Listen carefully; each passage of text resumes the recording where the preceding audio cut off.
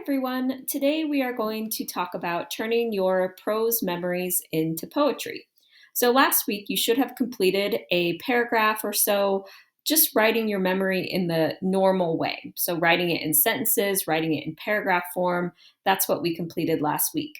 This week we need to take those poems and turn them into poetry. So, here are a couple of reminders before we get started. First of all, poetry is no place for unnecessary words or details. If your memory is long, you are going to have to cut some things that aren't important. Some of you have memories that are reaching almost a page, and that is going to be too much information to include in your poem. So I'll leave it up to you to decide what is really important. What are the details, the experiences, the words, the phrases that are super important to include, and what are things that we can take out. Your poem is going to be limited to 2 pages single spaced, and I'll show you what that looks like later. We also have to think about how we're going to essentially chop up our poem or chop up our prose to turn it into poetry, because we know that poetry doesn't have super long lines, it doesn't have sentences, it has stanzas, it has shorter lines, shorter phrases. So we're going to take our prose and chop it up into poetry, basically. But how we do that, how we choose to do that, has some power. It can change the meaning of your poem depending on where you decide to break your lines. And I will show you some examples of that here in a minute. We also want to think about how we will emphasize important words or details. In the example poems that we read, we saw that some students in the past bolded words, they changed the font, made the words bigger, made them smaller, all to create emphasis and some visual interest. So we'll talk about how you can do that as well. And then finally, if your poem has action, you want to show that action through how you place the words on the page. And I'll give you some ideas for that as well. So let's now take a look at my example. So this was my memory. Remember, I wrote about getting my first kitten from the Humane Society when I was about, I think, 8 or 9 years old. So here I have my prose version, and you can see that I added my figurative language and I bolded it so that it stands out. You need to have at least, at minimum, 3 examples of figurative language. So it's up to you to decide which kinds of figurative language you would like to use. So I used 2 examples of alliteration and 1 simile.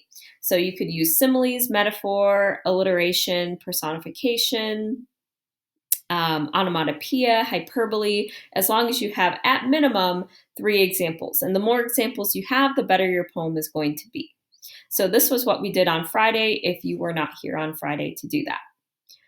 So now I have to think about how I'm going to break this into a poem. And so I'm just going to go kind of line by line and read what I wrote and see if I think it's important enough to leave in my poem.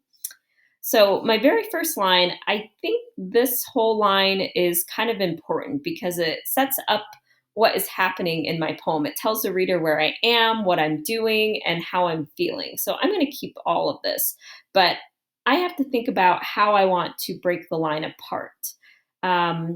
So I think what I want to do is just kind of make the lines a little bit even looking. So I might break it right there. And I might break it right here. Okay, now I chose to break it. Notice I have a comma right here. So sometimes at commas, that's a nice place to break a line.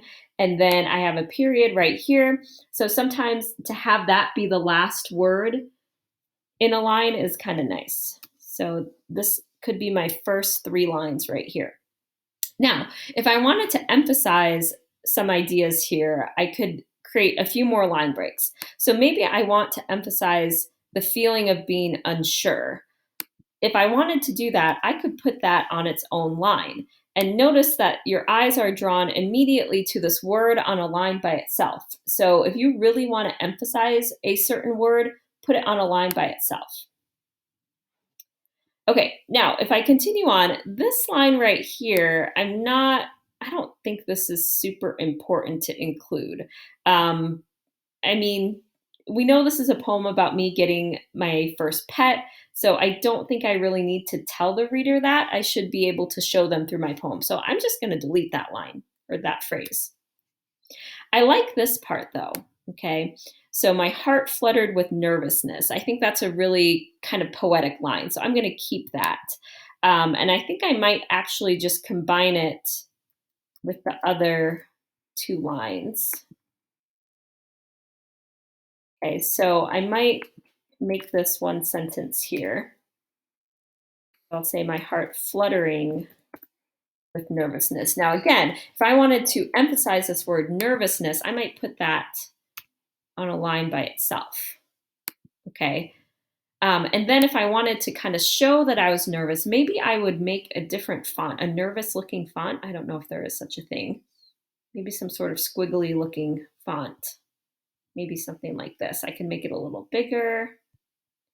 Maybe I want to show that I was also unsure. Maybe I'm going to use the same font. Okay, so here's what I have. I tagged behind my parents into the kitten room at the animal shelter, unsure of what to expect, my heart fluttering with nervousness. Okay, I kind of like that so far. All right, so now I'm going to start a new stanza because this is when something else happens in my poem. So, brand new action. So, a volunteer opening a door. So, I'm going to leave this right here. And then I kind of like my alliteration. I want to leave that all on one line. So, sometimes your line of figurative language could be on a line by itself. Okay, here notice I have some punctuation, so I think I might break the line right there. And here's a period, so I might break the line right there also. Now, I want to do something more interesting with this because I have all of these words separated by commas. So something I might do is I might tab it over this, so then the reader's eyes kind of follow it all the way down the page. And I kind of like the way that looks. So this is just kind of for fun. Now, if in your poem you have something about someone falling or anything like that, or something going downhill, this would be a cool thing to do as well. Okay, again, here I have some punctuation, so I think I'm going to break the line right there. Punctuation right here, so I'm going to break the line right there. And punctuation right there, so I'm going to break it. Now, if you don't have punctuation, and you don't have to always break the lines with punctuation, but it just kind of makes it easier. You will have to decide where does it make sense for you to break the lines. Okay, so now I'm on to a new idea here. Okay, I notice a dark orange kitten perched on a ledge. So again, I might break the line right there. His dark blue eyes open and watchful. I went over and stroked his fur that was like silk. This is the one, I thought. Now, here's something cool you can do with thoughts. So if you have thoughts in your poem, one thing that you can do to make them stand out is to highlight them and then hit this italics button. So this shows that I'm thinking it in my head, okay? Because nothing else is italicized, so this shows that I'm thinking. Now, this right here, I don't think this is a super important phrase to have after the paperwork was filled out. No, so I'm just going to delete that. And then I'll start here. We bundled our new kitten into a blue blanket, and my mom held him all the way home. What should we name him? I asked. Max, my sister shouted, and so it came to be. Max was ours. Okay, now let's say I wanted to emphasize this really last part. I could say Max was ours. So that kind of puts a little bit more emphasis on each word if I put it on a line by itself. And I could probably even take away this if I wanted to.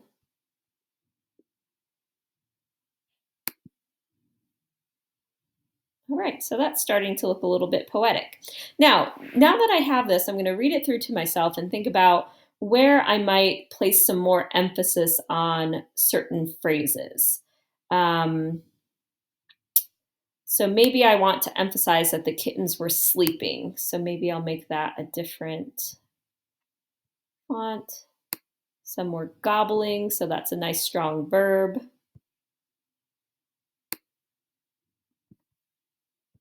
So this is something that you can do as well. I could even break some of these lines into smaller lines if I wanted to. So like right here. It kind of is up to you as the poet. Do you want to have longer lines in your poem or do you want to have short, punchy lines? So the shorter the line, the punchier they sound, the more impactful they sound. It's kind of up to you. Okay? So if this is my poem, notice I have one page right here, and then I have part of a second page. You are limited to 2 pages total, which is not a whole lot for some of you who have the really long memories. So here's a couple of tricks to make it fit better on the page. First of all, I'm going to highlight the whole thing and make sure it's single spaced. Right now it's not, it's at 1.15. So I'm going to click on single spaced and that kind of squishes it together a little bit more. And then I'm also going to click on remove space after paragraph. Now everything is much closer together. So if I had wow, it fits all on one page here.